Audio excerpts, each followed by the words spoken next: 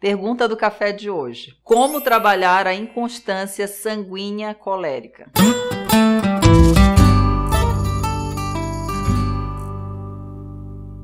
Se a disciplina é a mãe do sucesso, a procrastinação é a mãe da frustração. O sanguíneo, ele precisa internalizar isso, esse conceito, que é preciso criar rotinas. Geralmente o sanguíneo, quando ele ouve essa palavra rotina, ele já se arrepia, porque ele gosta de novidade, ele tem essa ansiedade por novidades. Então é muito comum, por exemplo, pessoas com déficit de atenção que sejam sanguíneas. E eu falo por mim, tá? Como eu também tenho temperamento sanguíneo, eu tenho muito disso. O que a gente faz geralmente? Vai trabalhar e tem várias janelas abertas. Então é aquela situação que você vai conferir a resposta de um e-mail ou conferir se você enviou realmente aquele e-mail e quando você vê, você já esqueceu o que você tinha começado. Se você não tem muito planejado a sua rotina, você se perde. Então, uma atividade que você poderia fazer, por exemplo, em 1 hora, você leva às vezes uma tarde inteira para fazer. E as redes sociais, elas são uma das principais causas para aumentar essa distração e para quebrar essa rotina. Antigamente era a televisão, né? Hoje em dia não é mais a televisão, são as redes sociais. Então a pessoa, o que ela faz?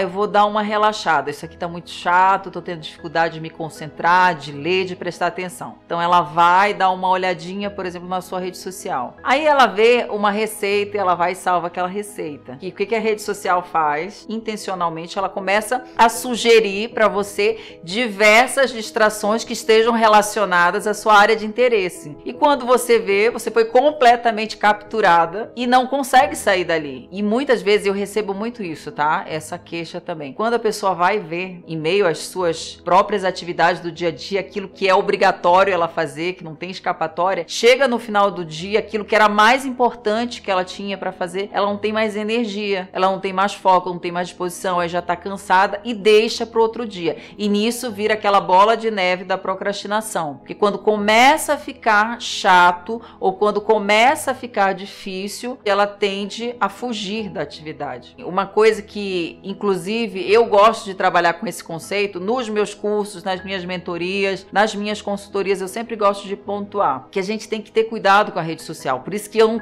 tempo todo eu não fico colocando necessariamente conteúdo, porque a rede social, se ela não for trabalhada de uma forma consciente, acaba, na realidade, ela sendo mais prejudicial para você do que necessariamente fonte de informação, porque ela traz esse efeito dopaminérgico, esse efeito desse neurotransmissor que vai te dando a motivação e por isso que o tempo todo você quer ficar olhando. Por isso que o ideal é você seguir o menos contas possíveis, contas de realmente pessoas que tragam algum efeito positivo na sua vida, contas que te acrescentem algo e até nesses horários que você for planejar, descansar, relaxar, você conseguir fazer isso de uma maneira planejada, organizada. Então a rotina, para quem é sanguíneo, e no caso da pergunta, né, o sanguíneo com o colérico. Geralmente, o perfil de pessoa que tem esses dois temperamentos tem a angústia do colérico por querer realizar, por se sentir pressionado a alcançar um determinado objetivo e tem ao mesmo tempo aquela necessidade de quebra de rotina, de descontração do sanguíneo. Equilibrar esses dois objetivos, às vezes é muito difícil, é muito complicado. E vem a frustração, porque a pessoa é como se ela nunca conseguisse corresponder a uma expectativa que ela própria gera. Então, olha o quanto que isso pode ser angustiante. Você querer um objetivo, você saber que você é capaz de alcançar esse objetivo, mas não conseguir em meio à distração, em meio à confusão do dia a dia, não conseguir ter a disciplina necessária para alcançar os seus objetivos. E por isso que tem tanta gente,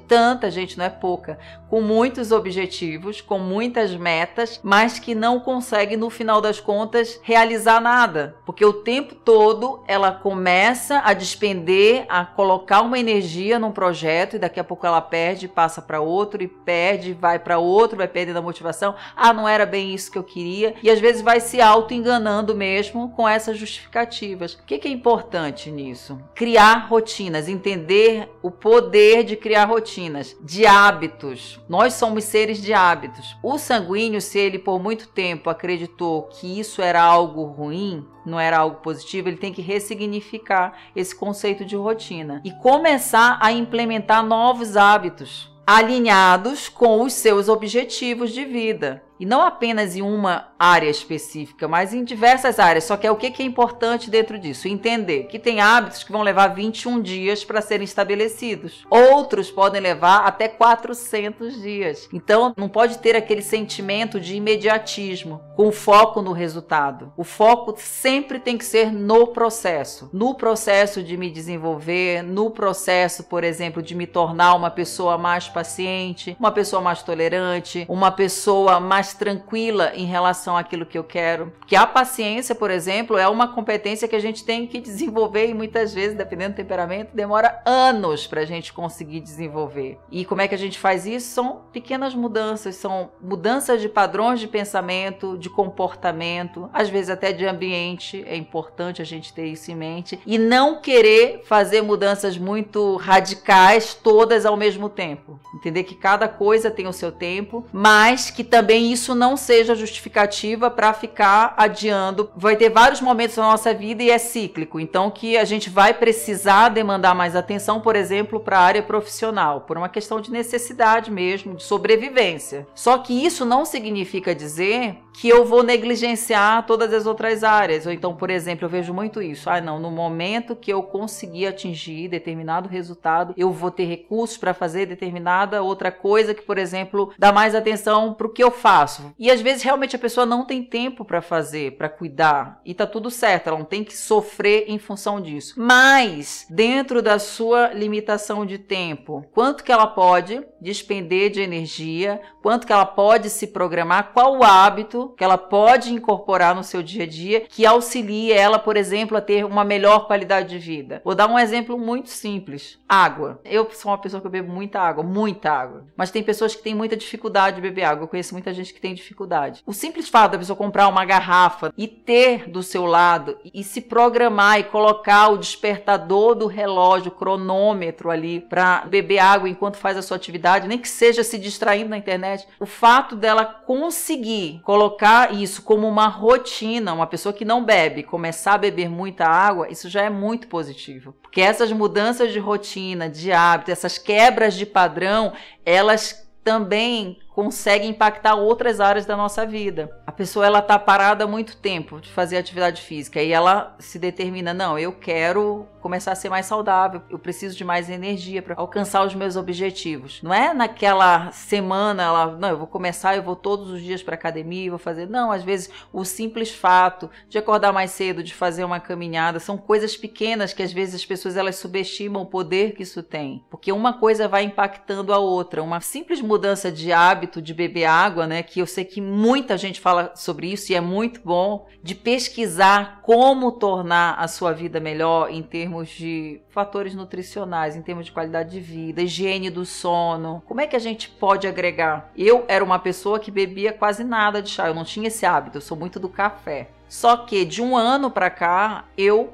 incluir esse hábito. Não era um hábito que, ai, que delícia, adoro. Não, até porque o meu chá é aquele chá de ervas mesmo, às vezes bem amargo. Não é aquele chá gostosinho, adocicado. Às vezes é um chá mais forte. Só que eu coloquei isso e eu vi a diferença. E olha só o processo. Não é, eu comecei a tomar chá e já senti um resultado. Não. Às vezes é muito sutil. Às vezes é uma melhora na qualidade de sono, na disposição, na metabolização no nosso organismo, daquilo que a gente come. São pequenas mudanças. Então, por exemplo, metas de produtividade. Se o sanguíneo tem aquela tendência de comprar um monte de curso e não conseguir terminar nenhum, de perder o interesse logo no início, se proponha a só comprar o próximo depois que você terminar pelo menos um. O que a sua mente vai lhe dizer? Ah, mas esse curso não era o que eu imaginava, porque geralmente é assim que acontece. Aí comprou um livro, ah, mas é porque eu esperava que fosse outra coisa. Então perdeu o interesse. Quando começou a ficar difícil, quando surgiu algo que trouxe algum questionamento desconfortável, às vezes é isso que acontece. Se proponha a romper essa barreira e criar a rotina de finalizar. Isso é muito importante. Finalizar os processos. Porque aí quando você consegue, você realmente adquire uma autoconfiança de saber que você pode, se você quiser e se determinar, você pode